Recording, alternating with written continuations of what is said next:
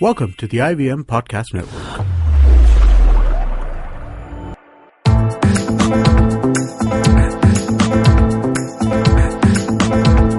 You're listening to the Paodcast, presented by the Daily Pao.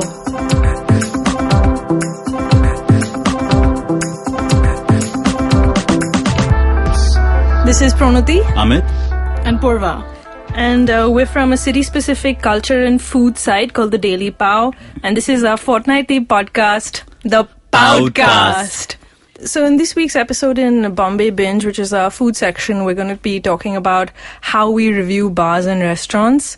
In the scene, which is our culture section, we're going to be discussing what books the three of us want to read in the monsoon when, you know, on the days where you can't get out, it's flooded outside and you just, have to sit at home.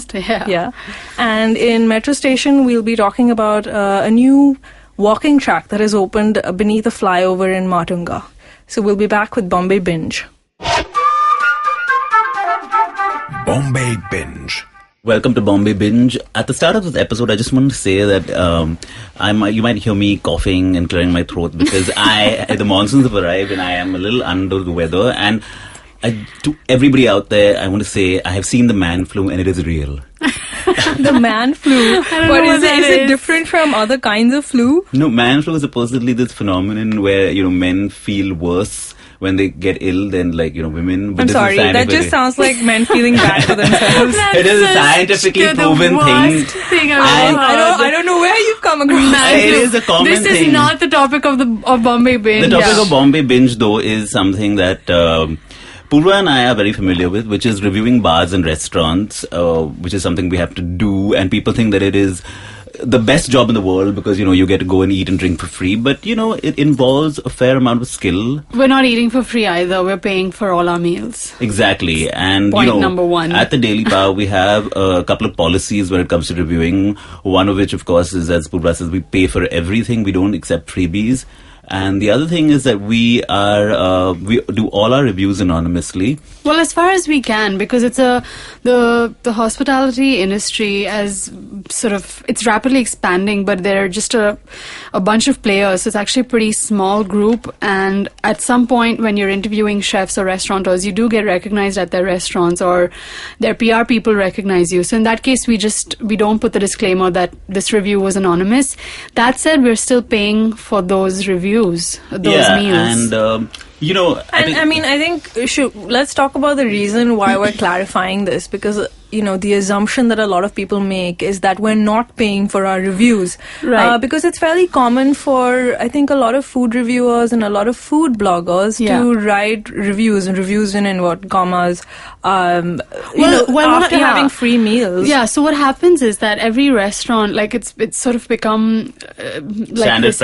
Activity that before a restaurant launches, you have like a preview or a tasting or at both bars and restaurants, and they invite, so obviously you want to do, it's a bit of pre-press for the establishment, so they invite bloggers as well as food influencers, writers, the whole lot of them, and a lot of people accept those invitations, which is fine. I think it's an individual decision, but we as a rule, we don't go for those, and in case we do, then we I'll get to the ones that we go for if occasionally we do, but we don't go for those. We actually review a restaurant a week or 10 days into its launch, sometimes even later. Yeah, I don't know whether we should talk about what we do when we do go for those, because that's our switch that, some people are not privy to.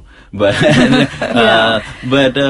so it's also because the reason that we don't go for these is because we don't want anyone to charge us with being prejudiced. Also, exactly, you're accepting a free meal. You're obligated to them on some level. Even if you can maintain, I'm pretty sure that I could.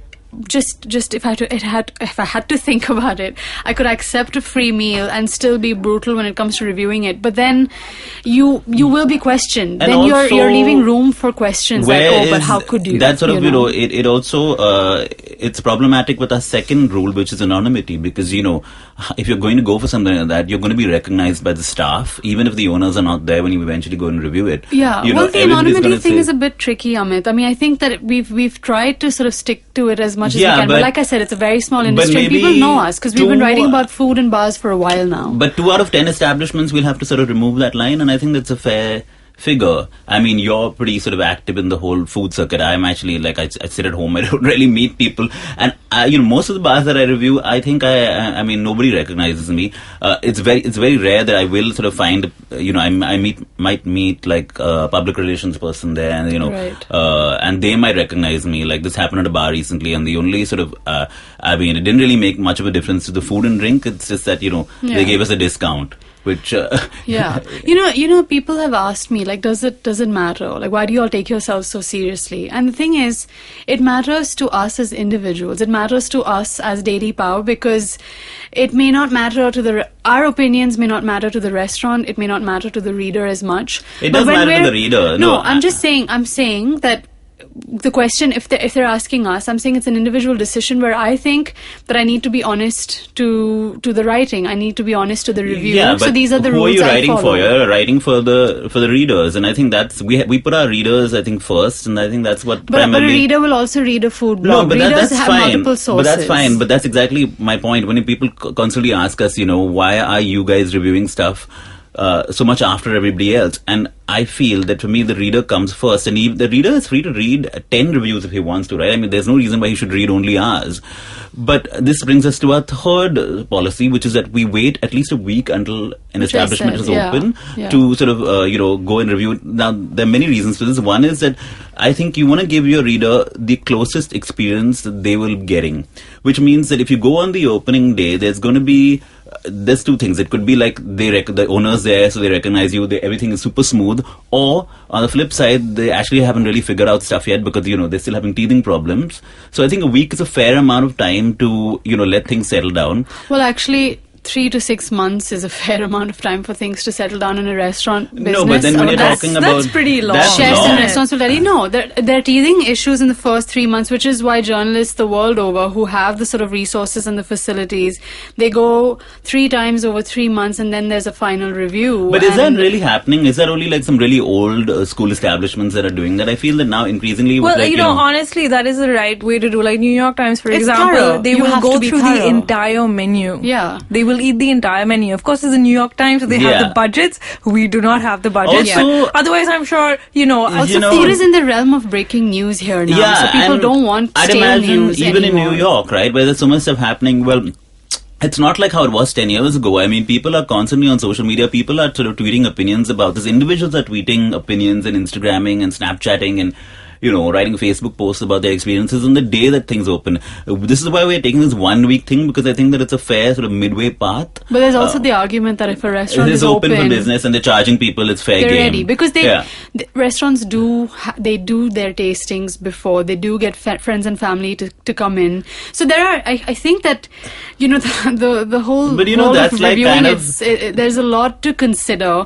But this is just us telling y'all how we work and why we work. But yes, there is Yeah. a counter argument for everything we're saying as well. And these tastings, they're kind of like, when movie people have premieres or what are previews of their films. Nobody's going to come and tell you it's a crap movie. I mean, you've called your friends and family. How many people are actually going to give you their honest opinion? Everybody's going to say, oh, it was lovely, everything was great. So I don't know. I think that's more from a publicity point of view to tell people that, create some Something's buzz. opening. Yeah, Yeah. but let's talk about how you guys review itself. Like when you get to a restaurant or when you get to a bar, Purva, what are you looking for in a menu? How do you decide? How do you pick what you want to eat? I think now I'm kind of driven by instinct, I have to say. So I go for dinner more often because we work through the day.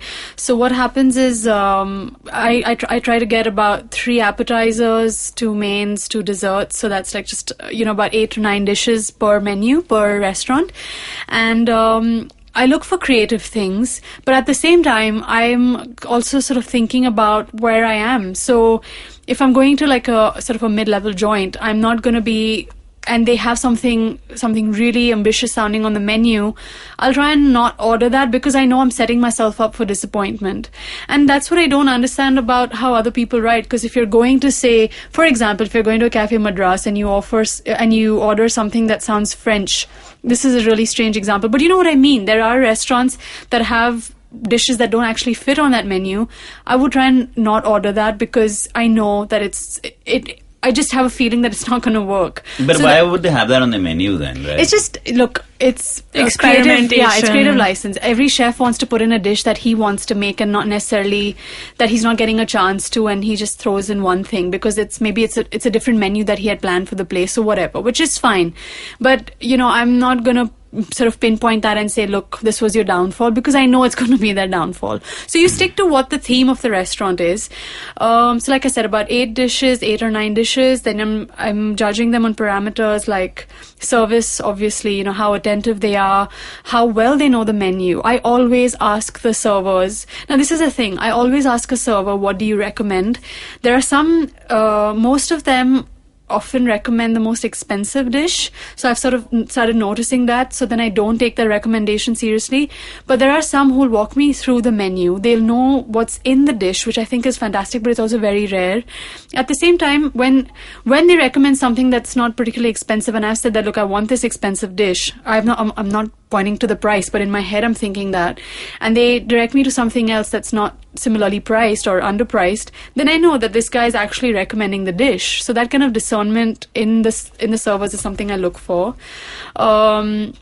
I don't know what else, Amit. At a bar, maybe you want to pitch in. Yeah. Like, why do you pick cocktails over regular drinks? Yeah, well, because a bar, there's very few things that it has to distinguish itself, with. And cocktails, house cocktails, especially if they're on the menu, then it's sort of it's sort of begging to be ordered, right? I mean, why do you have them? You've taken a certain amount of, you've taken the effort to sort of be creative and create your own cocktails.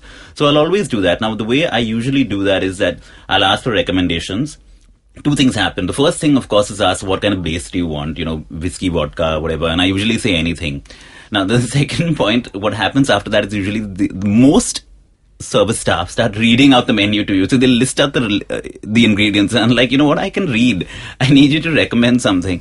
And then they'll send somebody, usually like one of the bartenders over, and then they'll choose something. And what I find, so what I do is basically I'll always start with the house cocktails.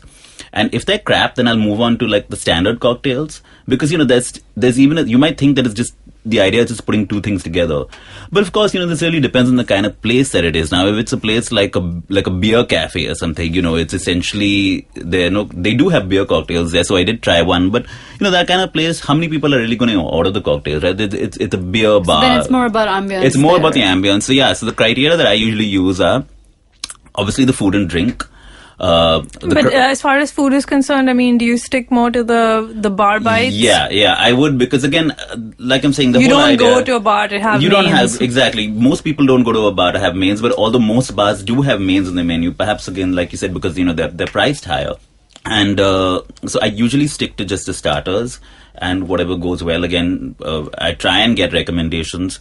But so it's food, drink, it's the ambience, the crowd, what kind of people are going to be there, so you have an idea. What about the music? And the music. The music is something that I am focusing on, because because even though not many bar reviews actually have music. I mean, I'm a music writer, so I'm really sort of passionate about the kind of music that places play, but a lot of the time it's very generic.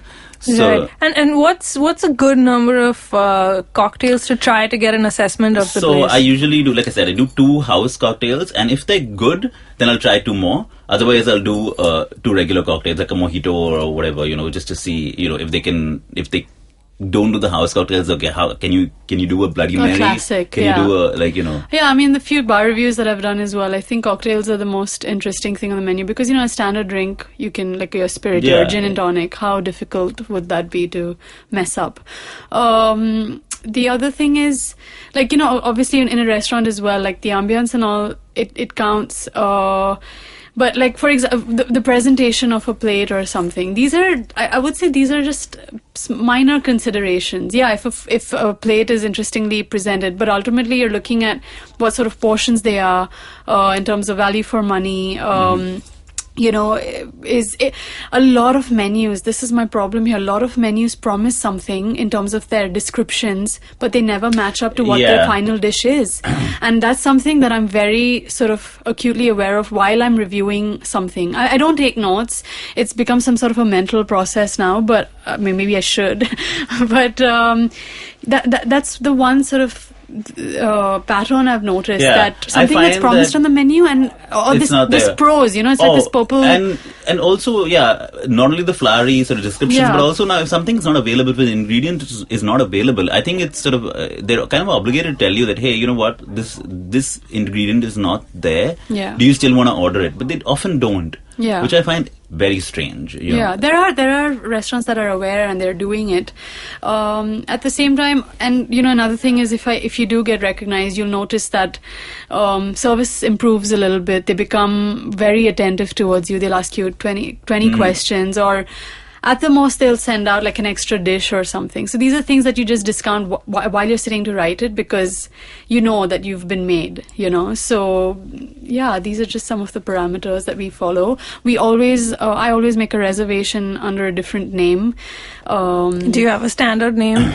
Well, you don't want to tell her to say it on the podcast. Well, you can change the name after this one. I have to say, I use my first name, and people don't usually ask for a second name because there are like so many Amits in the world. Yeah. I don't think it really makes sense. True. I don't use my first name at all. I usually sort of mix up my names of my family members, and nobody asks. It's very rare that people ask for a second name, and when they do, I give a fake one. Yeah. Right. Okay, so that's all for Bombay Binge, and we'll be back with the scene.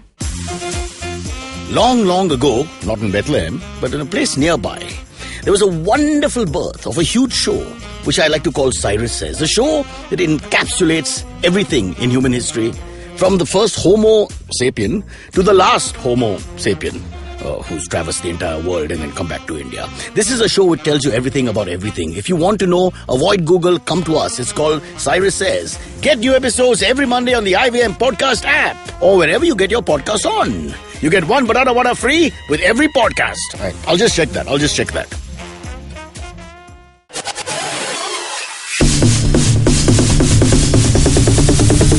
The scene. Okay, so in the scene today, we're going to be talking about basically books that we're reading, or just basically recommending for the monsoon if you're in house arrest, and maybe some shows as well. So yeah, just keep hearing us. So I've got 3 books lined up. The one I'm really excited about, I'm really keen on reading, is the Gujarat Files. And it's a book by a investigative journalist called Rana Ayub. It was recently published. In fact, she had to self-publish it because no publisher was willing to touch this book. And apparently no bookstore is stocking it, because I've looked around and I can't find it. And is that right? Yeah, well, maybe because I think she's distributing it like independently as well. Right, so it's a bit slow, Yeah. but I mean it's available online. So Rana Ayub, in 2010, she went undercover in Gujarat. She spent 8 months as Maithili Tyagi, a filmmaker with the American Film Institute Conservatory. And under this guise, she met bureaucrats and police officers, and she carried out, a sort of sting operation on on the Gujarat riots, and also the fake encounters of Ishrat Jahan, who was encountered in 2004, and Sohrabuddin a year later in 2005. And in 2010, she did this expose in Tehelka, which was instrumental in sending Amit Shah, who was our current Home Minister, to jail. So this is basically an account of her sting operation. Yeah, but how she did it didn't she say she was doing film on the Gujarat promotion sort of? Exactly. So she told them that she was doing film on Gujarat, which is why they talked to her. Like a promotional tourism. Exactly. And, they really opened up to her. I've only glanced through the book, but it's full of transcripts of interviews. In fact, the book is primarily that, a series of transcripts. And her idea was to put her reportage before readers and let the reportage speak for itself. Because she said that apparently Tehelka refused to publish this stuff. Yeah, well, exactly. Well, Tehelka's argument was it was badly written. Okay. But that's right. Tehelka refused to publish some of the stuff, despite having published her previous her expose. And she chose the name Maithili Tyagi because it's a Hindu name. It's a Hindu name, exactly. She couldn't go around as Rana Ayub in Gujarat. And it's also a Kayasth name. So it's in between, you don't want to you don't want to sort of, you can't be a lower caste person, otherwise, upper caste people might sort of, not want to speak to you for whatever reason, and you don't want to intimidate people by being an upper caste person, so she chose a middle caste. Do you know whether she had an American crew with her as well, or somebody with her that, I'm not entirely certain, but I think for the most part, she was by herself, and whenever she went to speak to these people, she was strapped with microphones and cameras. Which is great because, no need for spy pen camera. Exactly. And also just very ballsy of her. Yeah. I mean, she must have been quaking every time she spoke to these people. I mean, I just wonder, how she got through metal detectors. So this book is an account of that. After that, I want to read... I think it's important to say about this book that, I'm guessing we can't sort of presume what political bent of our readers is, but given the fact that we have, our current leadership, I think if you just want to be an aware citizen and you want to get all sides of the story... Yeah, this is a great book to read because not all of this information filters into the mainstream news. And if we are getting our news from mainstream newspapers that sort of ignore or selectively report certain events, then this is a great resource. It's great to have an informed opinion about issues such as this. Do you want to recommend something? Yeah, well, I have another sort of provocative book that I really want to read, but I'm going to sort of put my recommendations into what I want to read, what I will read, and what I will end up reading, sort of because I'm a really slow reader, and the monsoons, like we said, there are times where you just can't go out, so it's a great time to sort of catch up on reading. And the book that I'm really keen on, which is releasing in the second week of July, is Amitabh Ghosh's next non-fiction book, and it's a book on climate change. And it's called, it has a super name, it's called The Great Derangement, because climate change seems to be this one thing that, where it's in our faces on a daily basis, and people just don't seem to want to sort of take any action about it. And it's something, and The Great Derangement is really an appropriate name because, you see it daily. We're having on record every year, hottest year on record is every year you get a new one, right? This year was already, I think we had the highest temperature in India, right? That's right. Yeah, and then, it just... And unseasonal rains and weird droughts. weather patterns of droughts, which we've been having. And, so I think that this is another book that if you just want to get a little eye-opener on why this is so crucial and why it's not just a bunch of, sort of green... bleeding hearts who are sort of talking about it, constantly, that why it's so important that, you should do something about it. Okay, so mine is not provocative in any way. I'm on the last book of this series called Miss Peregrine's Home for Peculiar Children. It's by an American author called Ransom Riggs. It's his first attempt, it's his first work of fiction. And why I'm talking about it is because Tim Burton he's making the films, Miss Peregrine films. The first one is the this first kind installment. of sounds like a Tim Burton film. Yeah, like from the exactly. title itself, it sounds like a kind of film he'd make. Yeah, and it's the film's releasing in November this year. It's a great sort of children's fiction, you could say. I would say the same sort of Harry Potter-ish kind of audience it could merit. Basically, it's about these kids who are peculiars because they have superpowers, like one very enhanced ability. So they're like the X-Men. Like the X-Men, exactly. And they're, one can create flames with her hands, one is invisible, one has bees living in his stomach. So very interesting lineup of characters. What kind of superpower is that? Bees living in his stomach? You create a lot of buzz. No PR needed.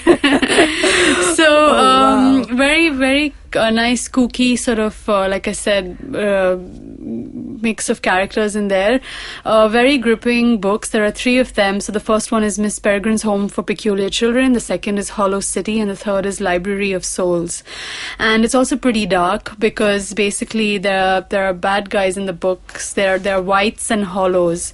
So whites essentially become hollows and hollows eat peculiar souls. So peculiar kids are on the run from hollows in the book. It's not childish at all. It's really good writing, very interesting. I'm on the last book, like I said. And it really lends itself to a film. So I'm not surprised that Burton, who loves like a bit of darkness or whatever, he has Eva Green playing Miss Peregrine. So it should be an interesting watch. Great if you like a bit of, sort of children fantasy fiction. That's a good one. And I'll come to my other one after Pranati. There's an Italian writer called Elena Ferrante who has suddenly blown up on the book scene all over the world. And this is a pseudonym. This is a pseudonym, yes. No one knows. Inspired by Regina Phalange. No, it's a joke. I was like, what? That is a joke. Elena Ferrante is a pseudonymous Italian author, and everyone's very curious about her identity. Maybe it's Lisa Kudrow.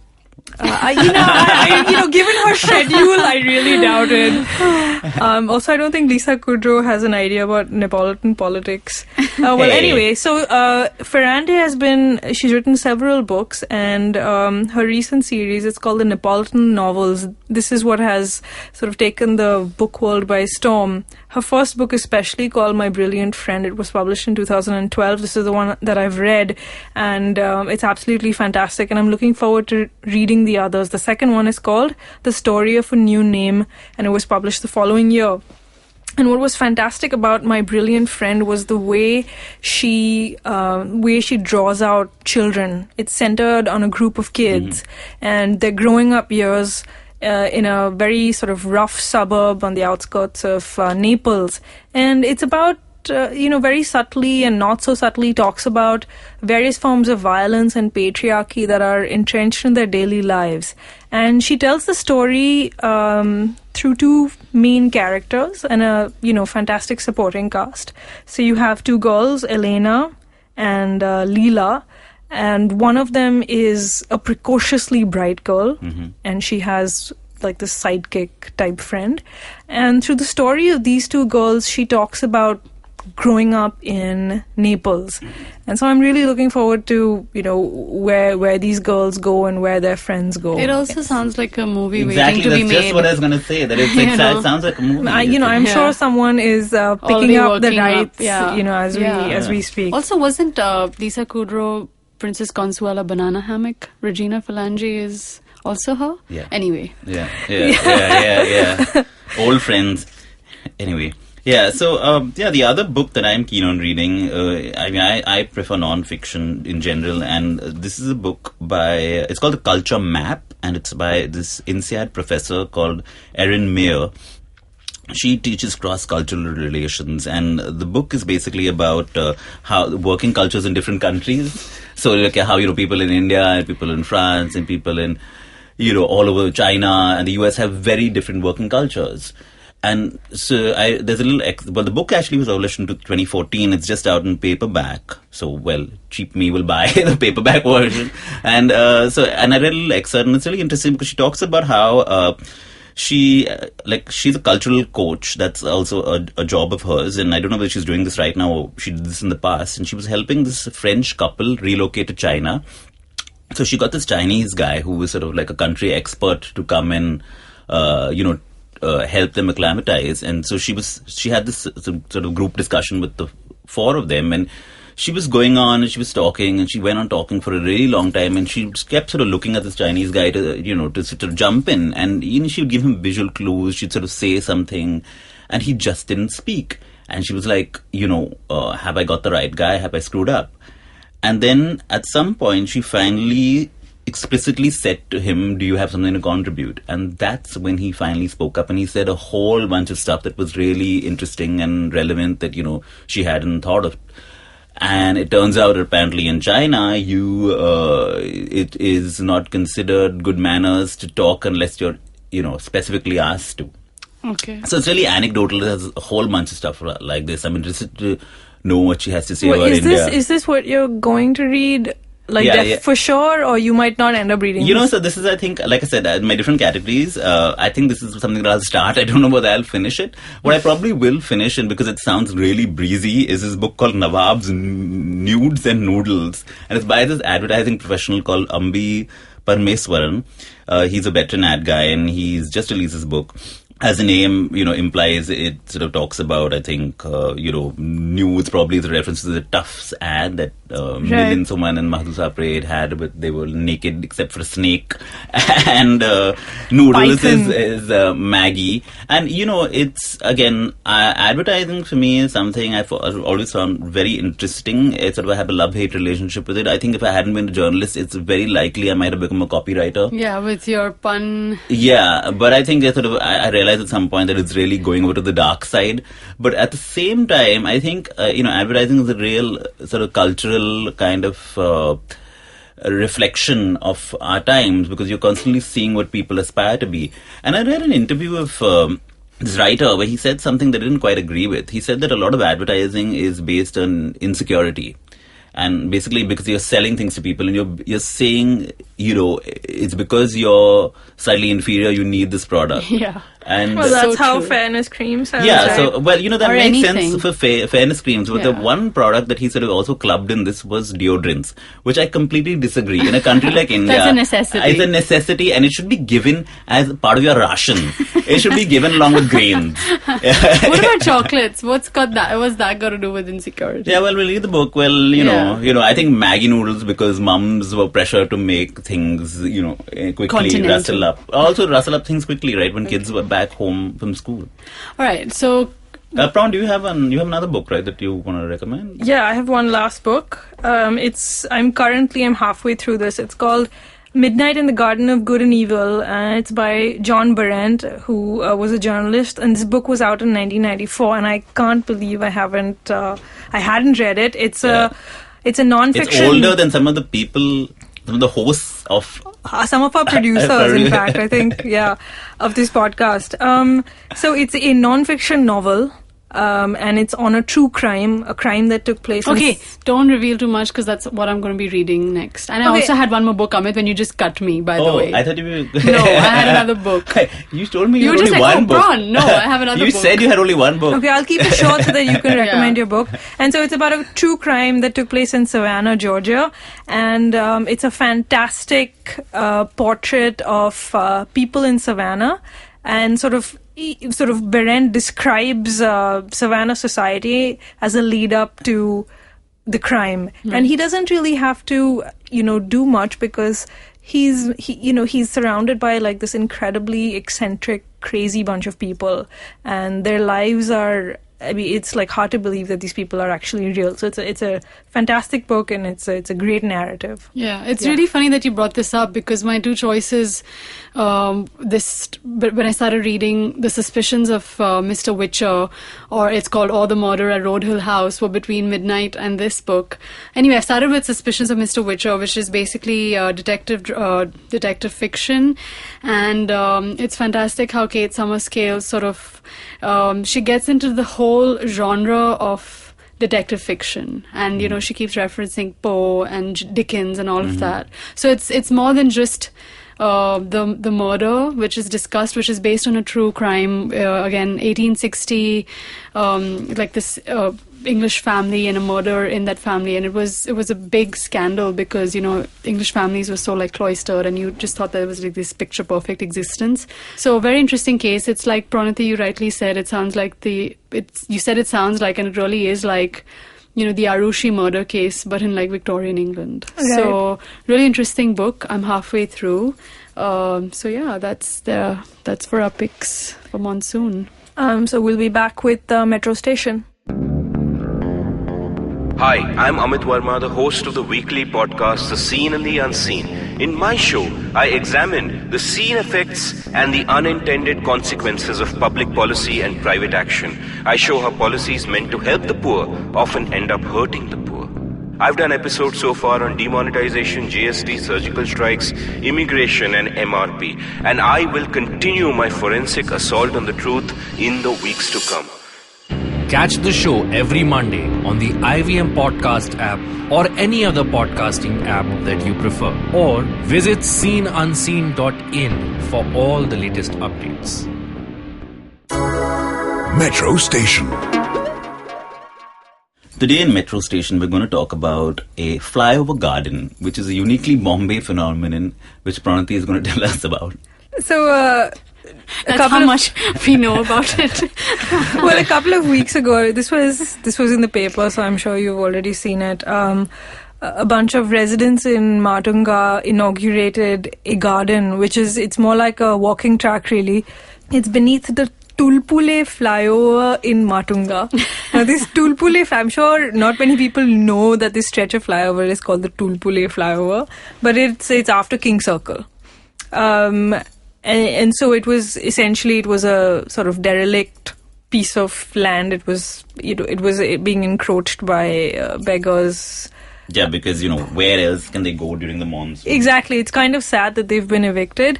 But the residents got together and decided that they didn't want people sleeping under the flyover, and they sort of gathered together funds and they've created this walking track. And now people go there for evening walks and morning walks, and parents take their kids there and with their strollers, etc. And it's also a thoroughfare, so you cross the road from under that flyover.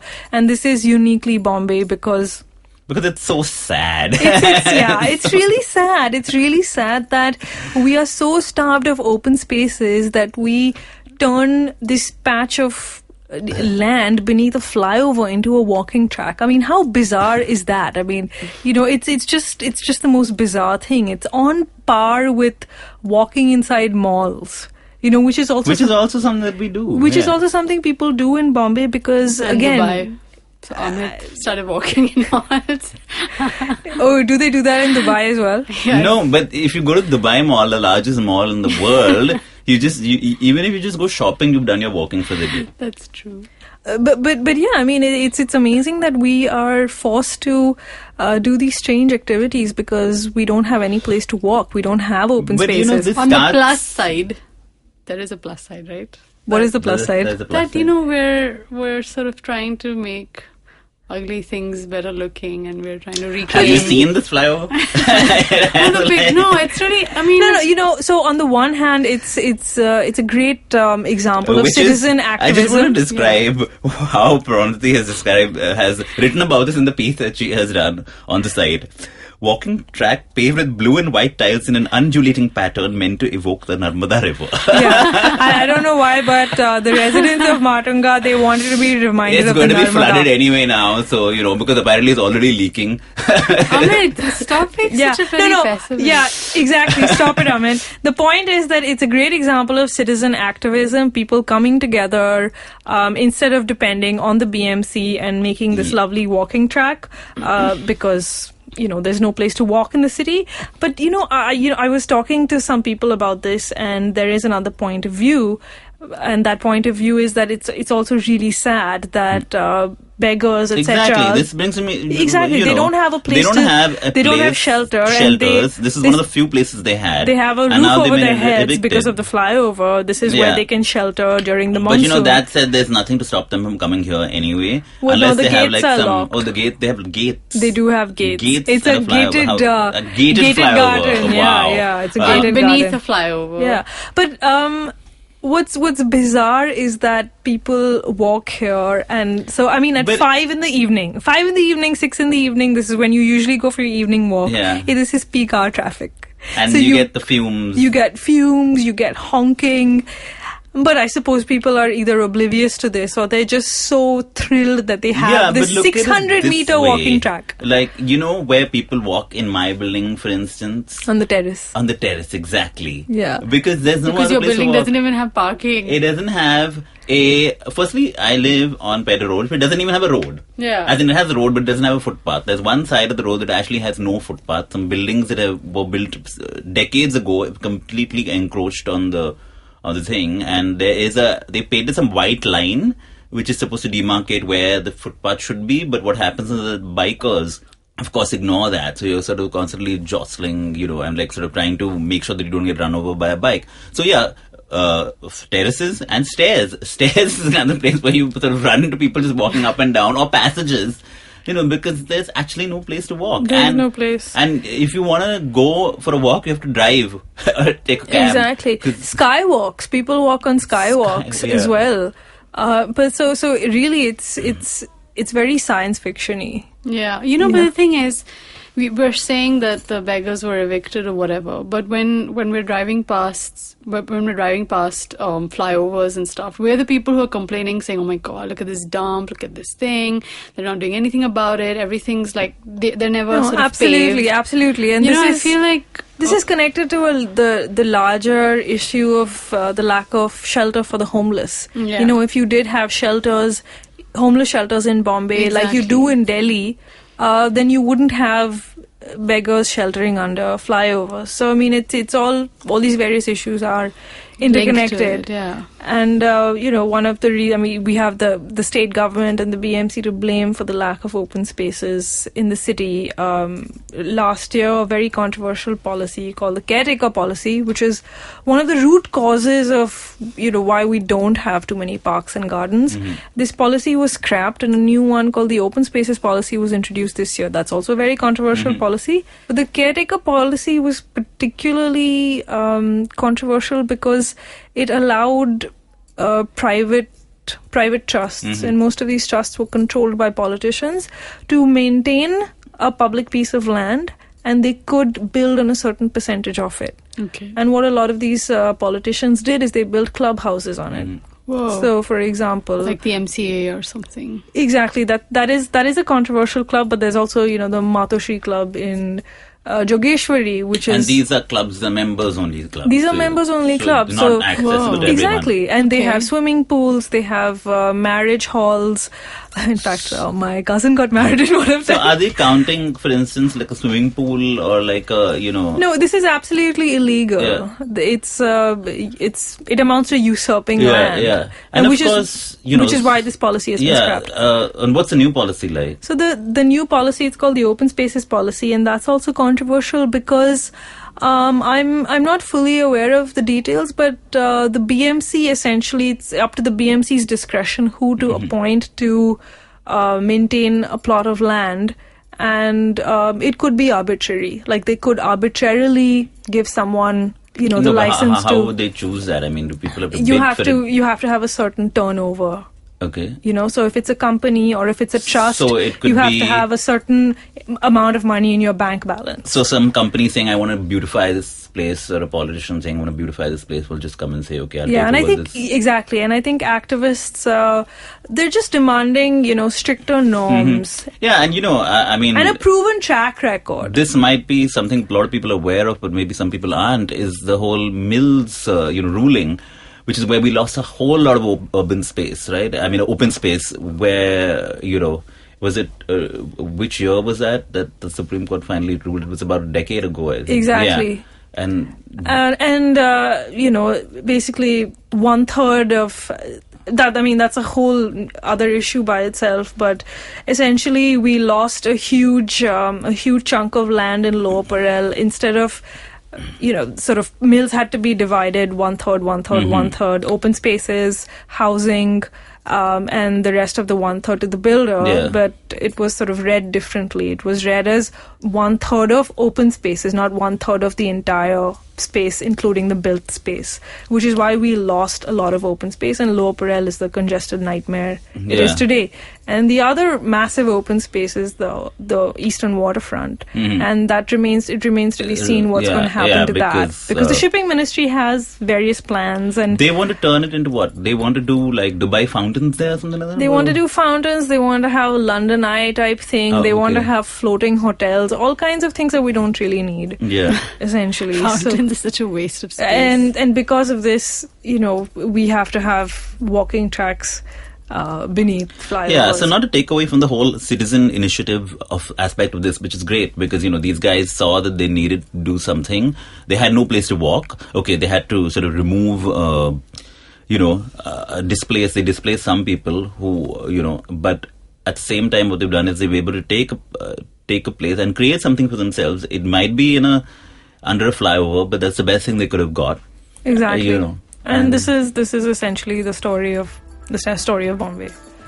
So that's it for Metro Station, and we'll be back next week.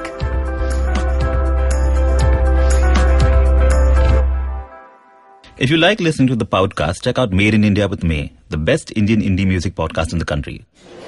Excuse me भैया, excuse me. बोलिए madam. Menu में क्या है? Menu में scene unseen है, podcast है, on course है, Cyrus है, made in India, rediscovery project, empowering series, sex wax है, IVM लाइक्स है, सिंप्लीफाइड है, कीपिंग इट क्वियर है, थिंग्स एंड डेस्टिनेशंस है, माय नेबर जकरबर्ग है और द फैन गराज है. आपको क्या चाहिए? एक बार रिपीट कर देंगे क्या? रिपीट नहीं करता हम. आप जाओ ivimpodcast.com पे और सुनो ये सब, या फिर डाउनलोड करो उनका ऐप. सब आपकी उंगलियों पे.